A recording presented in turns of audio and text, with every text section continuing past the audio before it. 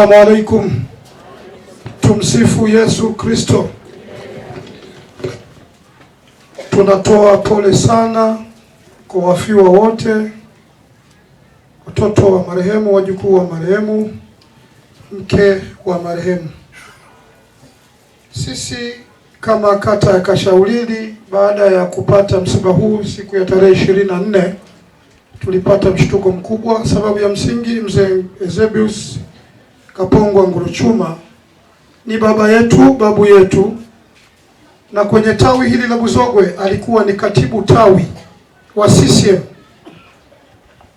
Tumepata masikitiko makubwa, majonzi makubwa, lakini hatuna cha kufanya. Kubwa ni kumwombea sana kwa Mwenyezi Mungu. Pia mfiwa huyu Salvatore Kachila ambaye ni mke wa marehemu, kwetu ni katibu wa CCM kata hii ya Kashaulili, ni kiongozi mwenzetu, ni katibu wetu ndani ya chama chetu. Baada ya kupata taarifa hiyo, viongozi na wanachama mbalimbali kata ya Kashaulili tulikusanyika kwa pamoja tarehe 24 majira ya saa 11 kasorobo nyumbani kwa marehemu, na kuanza shughuli za kuhakikisha tunashughulikia msiba kuanzia tarehe 24 mpaka jana tarehe 27. Mungu alijalia tukapata kiasi cha shilingi 606,079, na tukaendelea matumizi hayo kuanzia tarehe 24 mpaka jana tarehe 27 tulitumia 404,029. Ilikuwa vyakula na mambo mbalimbali. Tukabakiwa na shilingi 200,050 ambaye tumeikabidhi kwa viongozi wetu wa CCM.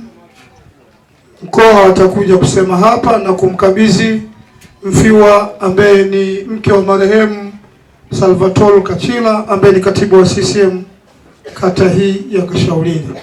Ndugu zangu waombelezaji wenzangu, hatuna kitu chochote cha kumsaidia huyu mzee wetu Eusebius Kapongwa Nguruchuma zaidi ya kumwombea kwa Mungu uko waendako. Mwenyezi Mungu arahisishe kila jambo liende vyema, na amlipe kila mema yale yote aliyokuwa akitenda, na msamehe makosa yake yote aliyotenda.